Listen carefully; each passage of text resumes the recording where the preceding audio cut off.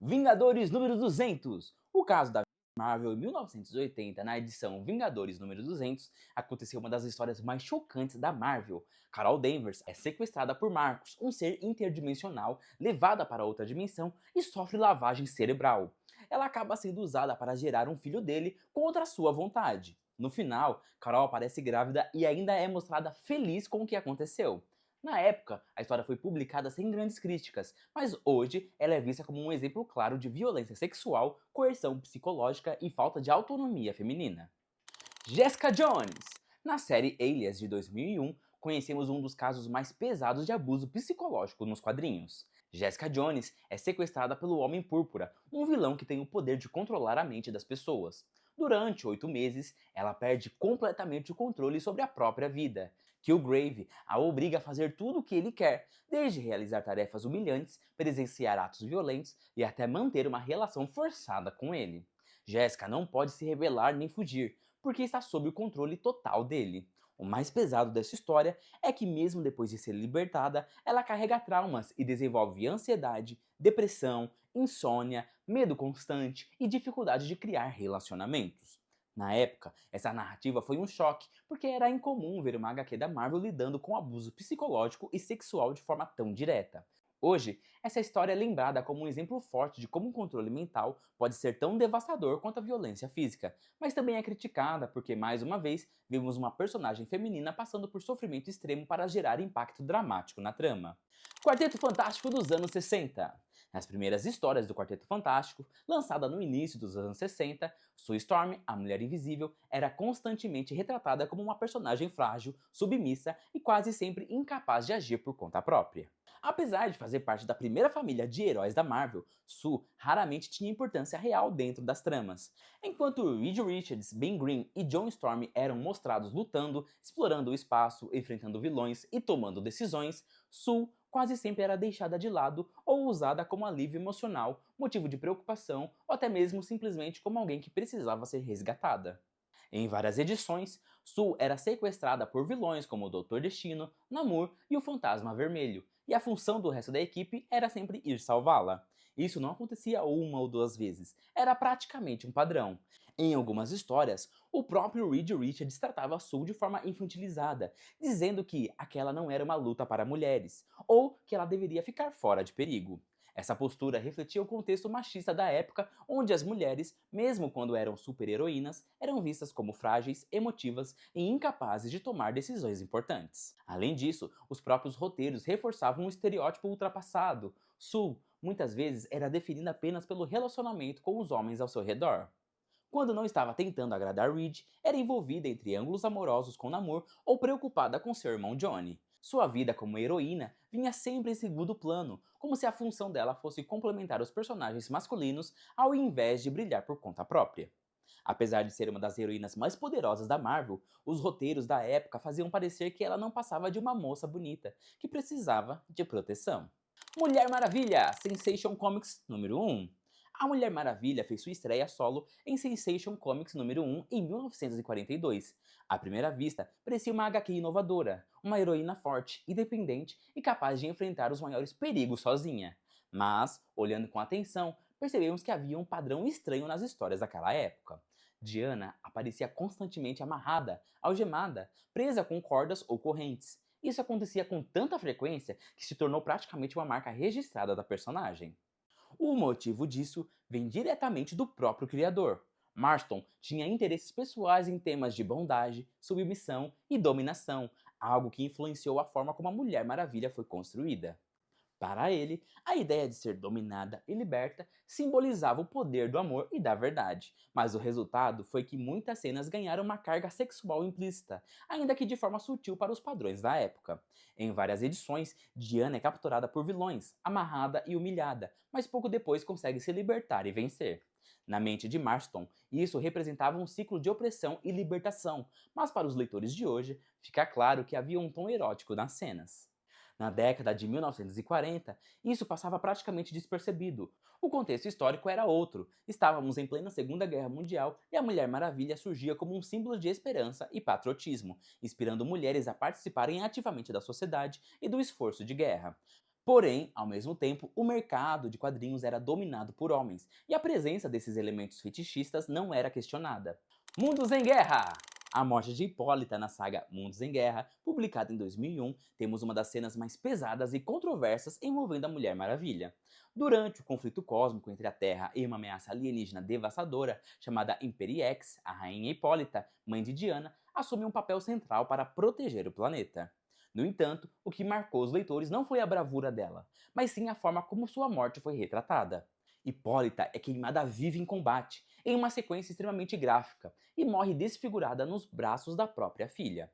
A cena chocou os fãs pela carga emocional, mas também gerou muitas críticas.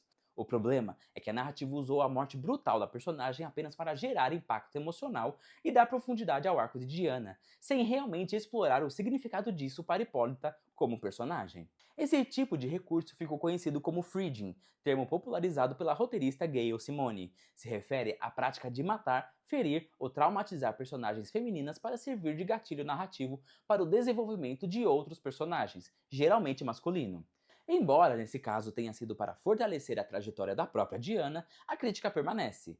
A violência contra mulheres foi usada como ferramenta dramática sem um aprofundamento adequado. Hoje, essa cena é lembrada como um exemplo de como a indústria dos quadrinhos por muito tempo explorou o sofrimento feminino como choque barato, ao invés de investir em narrativas mais ricas, complexas e respeitosas com suas personagens. Batman, a Piada Mortal. Em Batman, a Piada Mortal, publicada em 1988, tem uma das cenas mais chocantes que envolve a Batgirl, Bárbara Gordon. O Coringa invade o apartamento dela de maneira brutal, atira em Bárbara e deixa ela paralisada permanentemente. Além disso, há insinuações de abuso sexual que sugerem que ela é humilhada e violentada pelo vilão. O problema dessa história é que toda a tragédia de Bárbara é usada como ferramenta narrativa para gerar impacto emocional em outros personagens, principalmente em Batman e o Coringa, e não para desenvolver a própria Batgirl. Ela praticamente não tem voz própria durante os acontecimentos e sua dor é explorada apenas como choque para o leitor e motivação para homens na trama. Na época, a HQ foi aclamada pela arte e pela narrativa, mas hoje é muito criticada por exemplificar o que a gente já falou aqui de fridging. Barbara Gordon acabou se tornando um símbolo desse problema nos quadrinhos, lembrando aos leitores que a representação feminina muitas vezes era sacrificada para criar drama e tensão narrativa. Mulher Maravilha na Liga da Justiça. A crítica à Mulher Maravilha no filme da Liga da Justiça ganhou força após o lançamento da versão dirigida por Joss Whedon em 2017.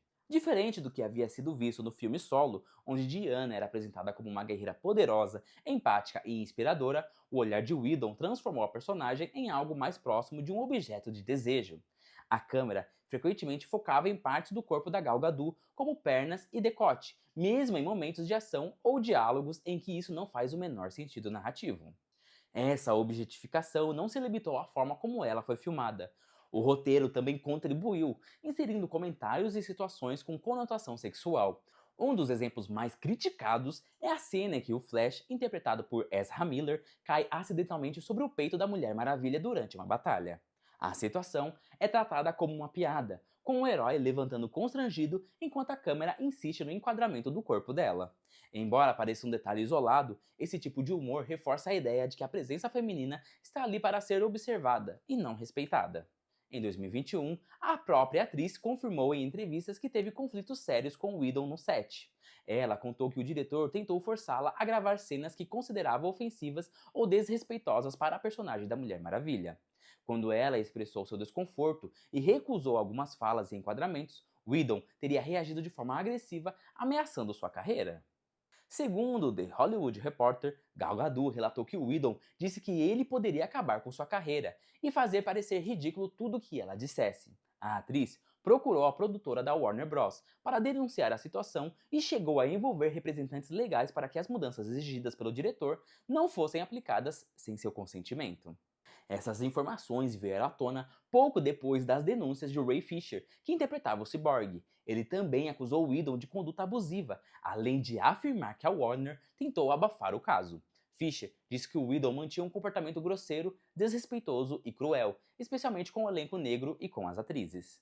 O Incrível Hulk. Em O Incrível Hulk, há uma cena que à primeira vista parece apenas cômica, mas que acabou sendo bastante discutida. Nela, Bruce Banner, interpretado por Edward Norton, está com sua parceira Betty Ross em um momento de intimidade. Os dois se beijam e o clima começa a esquentar, até que Bruce subitamente precisa interromper o momento. Ele explica que não pode continuar porque sua frequência cardíaca está aumentando, e se seu coração acelerar demais, ele pode se transformar no Hulk. Ou seja, ele literalmente não pode ficar excitado sem correr o risco de se tornar o Monstro Verde. Essa ideia é usada no filme como uma piada leve e até irônica. O herói que não pode se deixar levar pelo desejo, porque isso o tornaria perigoso. No entanto, olhar bem, a cena acaba reforçando uma mensagem problemática sobre sexualidade e gênero. O desejo feminino, representado pela tentativa de aproximação de Beth, é colocado como algo que precisa ser contido pelo homem para proteger o mundo e a si mesmo. A mulher se torna ali involuntariamente uma fonte de risco, uma ameaça que desperta a fera interior masculina. O corpo e o desejo da mulher servem de catalisador para um drama masculino, mas não são representados como experiências humanas próprias. Sue Storm na rua! Nos filmes do Quarteto Fantástico de 2005 e 2007, há uma cena bastante lembrada em que Sue Storm, interpretada por Jessica Alba, precisa tirar a roupa em público para conseguir ficar invisível. A sequência, que deveria evidenciar suas habilidades como heroína e cientista, acaba sendo construída de forma a sexualizar o corpo da personagem. A câmera enfatiza seu constrangimento e o olhar dos homens ao redor, transformando o momento de ação em uma cena cômica baseada na exposição feminina. Hoje, essa cena é frequentemente citada como um exemplo de como o olhar masculino influenciava a forma como as heroínas eram representadas no cinema. Harley Quinn tem que trocar de roupa. Harley Quinn aparece em diversas cenas de forma sexualizada, mas podemos destacar aqui a cena com a câmera focando em seu corpo enquanto ela se troca em frente aos soldados. Margot Robbie, que interpretou a personagem, chegou a comentar que se sentiu desconfortável com o modo como o figurino e os enquadramentos foram pensados. Porém, como a maioria desses problemas foi corrigido e o olhar sobre a Harley mudou completamente em Aves de Rapina, que foi dirigido por uma mulher, Cat Young, onde a personagem foi retratada com muito mais autonomia e complexidade. Viúva Negra!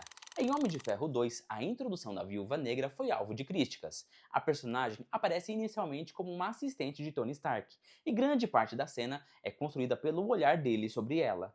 Tony faz piadas abertamente sexuais. A câmera reforça essa perspectiva, destacando o corpo de Natasha Romanoff em vez de suas habilidades. Essa foi a primeira grande aparição da personagem no MCU, e muitos consideram uma introdução reduzida à estética do desejo e não ao poder real da personagem. Há ainda exemplos sutis, como em Vingadores, a Era de Ultron, quando a Viúva Negra define a si mesma como um monstro por não poder ter filhos em uma conversa ali com Bruce Banner.